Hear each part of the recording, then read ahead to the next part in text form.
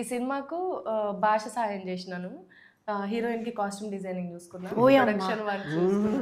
ఏంటి అసలు ఇన్ని టాలెంట్లు, అంటే మల్టీ టాలెంట్ అని తెలుసు, రాస్తావని తెలుసు, బట్ కాస్ట్యూమ్ డిజైనింగ్ కూడా నువ్వే. అంటే ఊర్లలో ఎట్లా వేసుకుంటాం అనేది నాకు బాగా తెలుసు అనుకుంటా నేను. సో ఈ క్యారెక్టర్ కి